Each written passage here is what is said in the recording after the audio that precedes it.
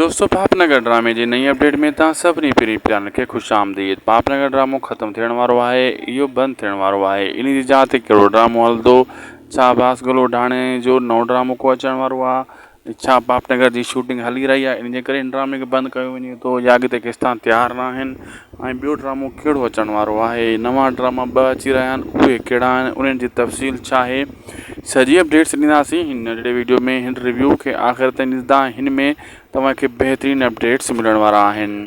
जेको दोस्तो हिन वीडियो खे मिस कंदो उन्ही खे सॼी अपडेट सम्झ में न ईंदी।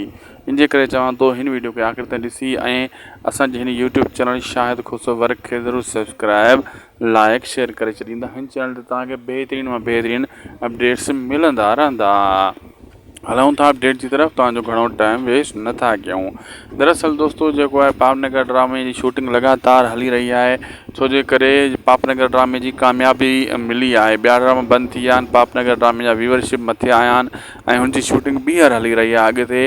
हाणे इन मां अंदाज़ो इहो लॻायो पियो वञे त पापनगर ड्रामे खे वधाईंदो, किस्तूं वधायूं वञनि थियूं, बंदि कोन कंदा। बंदि थियण वारियूं ख़बरूं कूड़ियूं आहिनि, किस्तूं शूटिंग बि हली रही आहे, किस्तूं बि हेॾां हली रहियूं आहिनि ऐं इहो ड्रामो जॾहिं वरी कामयाबु थियो आहे पापनगर, इन जे करे इन जी शूटिंग हाणे अॻिते ॿीहर स्टार्ट कई अथनि। हिन ड्रामे खे थोरो वधायो वियो आहे, किस्तां वधायूं वियूं आहिनि। इन खे कम से कम 4-5 अप्रैल ते इन खे खणी वेंदा आहिनि ड्रामे खे। अञा बि थी सघे त अञा व्यूअरशिप वधी त तेसीं ताईं हिन ड्रामे खे अञा वधाईंदा, छो त हाणे कोई बि ड्रामो ॿियो हिकु मतिलबु ड्रामो कोन हली रहियो आहे। कम से कम 2 महीननि ताईं को ड्रामो न ईंदो विच में, पुराणा ड्रामा हलाया वेंदा, नओं को ड्रामो न ईंदो।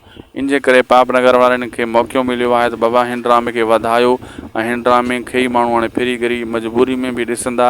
इन जे करे हिन ड्रामे जूं किस्तूं वरी शूट कयूं वञनि थियूं, नवां स्पेल शूट कया वञनि था, कहाणी खे वरी लिखियो वियो आहे ऐं कहाणी खे वधायो वियो आहे, जीअं कम से कम 200-150-250 ताईं कहाणी खे छिकियो वञे ऐं शूटिंग लगातार हिन पापनगर ड्रामे जी हली रही आहे। ऐं ड्रामो एॾो कसो बि न आहे दोस्तो, ड्रामो भलो बि आहे। कहाणी जे हिसाब सां हिन ड्रामे जी जेतिरी तारीफ़ कजे घटि आहे, बहितरीनु ड्रामो आहे। अगरि तव्हां इन खे गौर सां ॾिसो, जेसीं ताईं ॿिया ड्रामा दोस्तो नथा अचनि, तव्हांखे हिन ड्रामे खे ज़रूरु ॾिसणो ई ॾिसणो आहे, छो त हिन ड्रामे में कहाणी बहितरीनु आहे राबेल जी ऐं मल्हार जी ऐं होॾो ज़ुल्फ़कार बुर्दी ऐं इन्ही अदाकारनि जे करे तव्हांखे हीउ ड्रामो ॾिसणो पवंदो ऐं साईं निसार शाह, छो त 3-4 अदाकार अहिड़ा आहिनि जो इन्हनि जा डायलॉग ॿुधण लाइ बि माण्हू परेशान हूंदा आहिनि, ख़ासि करे साईं निसार शाह जा डायलॉग ऐं इन जा डायलॉग साईं निसार शाह जा फेमस आहिनि जिथे किथे। इन जे करे ऐं जेसीं ताईं ॿिया ड्रामा अचनि तेसीं ताईं अपडेट ॾिसंदा रहो ऐं ड्रामो बि ॾिसंदा रहो ऐं लाइक सब्सक्राइब शेयर बि कंदा रहो। दोस्तों असांजो वीडियो अॼु जो पुॻो पंहिंजी पुॼाणी ते शाहिद खुसो वर्क यूट्यूब चैनल खे ज़रूरु सब्सक्राइब कंदा, लाइक कंदा, शेयर कंदा। मिलंदासीं तव्हां सां कंहिं ॿी अपडेट में बहितरीन में।